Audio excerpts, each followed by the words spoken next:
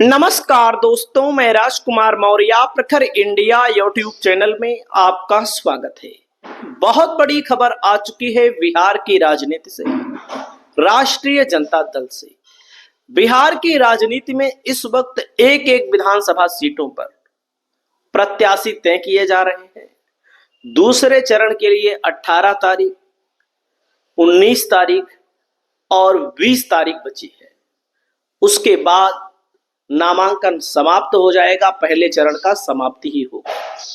तो आरजेडी से जो खबर आ रही है दोस्तों, रामगढ़ विधानसभा क्षेत्र, जहां पर पिछली बार आरजेडी 189 वोटों से चुनाव जीती थी, 189 वोटों से,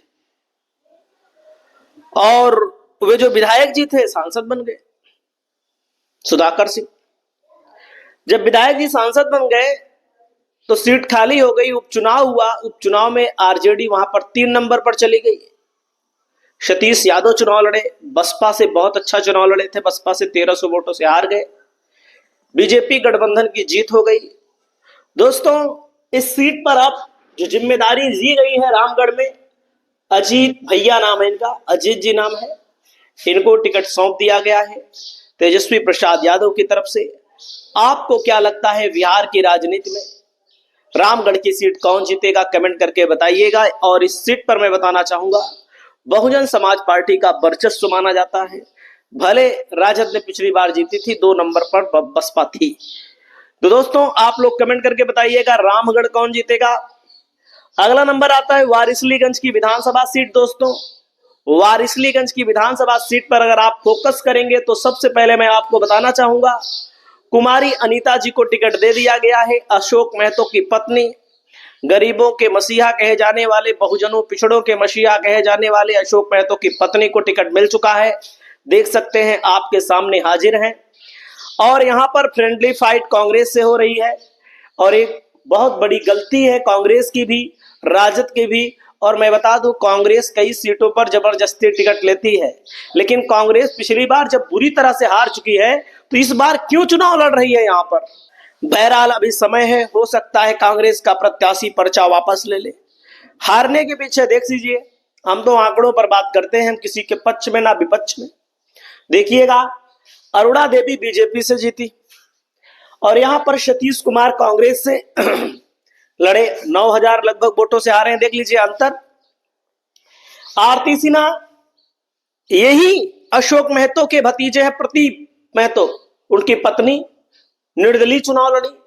अगर कोई व्यक्ति निर्दलीय चुनाव लड़ा, महागठबंधन की एक लहर भी थी, लहर पूरी नहीं पार कर पाई, आपने देखा होगा, तब कांग्रेस क्यों नहीं जीत पाई इस सीट को।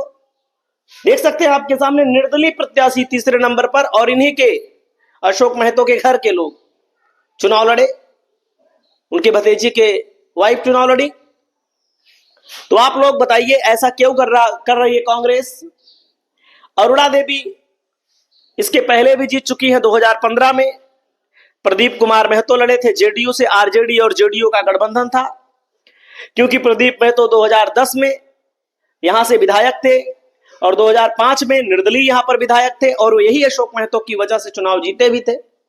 अशोक महतो ने उन्हें आगे बढ़ाया, क्योंकि ये जेल हो गई थी इनको, और जब इनको जेल हो गई, सजा याफ्ता भी है, खुद चुनाव नहीं लड़ सकते। 65 साल की उम्र में कुमारी अनीता से इन्होंने शादी भी की, केवल चुनाव लड़ाने के लिए ही। तो आप लोग बताइए कमेंट करके कि यहां पर कांग्रेस को लड़ना चाहिए, कौन जीतेगा। यहां पर टिकट मिल चुका है। अगला नंबर आता है जमुई की विधानसभा सीट, जमुई सदर की विधानसभा सीट, जहां पर बीजेपी से खिलाड़ी हैं दोस्तों, श्रेयसी सिंह चुनाव लड़ रही है। बड़ी मजबूत है, पिछली बार चुनाव जीती थी, और उनकी तगड़ी फैन फॉलोइंग भी है। तो दोस्तों, यहां पर राजद नेत्री सुजाता सिंह को टिकट मिल रहा है, और आखिरी दिन तक नामांकन कर देंगी। पप्पू मंडल इस इलाके के मशहूर समाज सेवी हैं। अगला नंबर आता है दोस्तों तारापुर।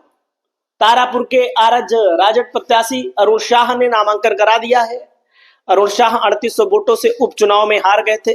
2021 में चुनाव हुआ था, उपचुनाव हुआ था, और फिर एनडीए यहां पर चुनाव जीत गया। तो तारा यहां पर दोस्तों अरुण कुमार शाह को टिकट दे दिया गया है, नामांकन करा दिया इन्होंने। महनार की सीट है, दहां की विधायक है बीड़ा देवी। इन लोगों ने गद्दारी की राजद के साथ और राजद ने इनको पार्टी में महत्व नहीं दिया, और जब राजद ने महत्व नहीं दिया तो वे लोग चले गए उनकी पार्टी में, उनके पति पहले उनकी पार्टी में शामिल हो गए। क्या नाम है? चिराग पासवान की पार्टी में महनार की सीट को मांग रहे थे। महनार की सीट चिराग पासवान के खाते में एनडीए में आई नहीं, तो राजद से वैशाली जिले की सीट है, यहां पर इंजीनियर रविंद्र सिंह को टिकट दे दिया गया है।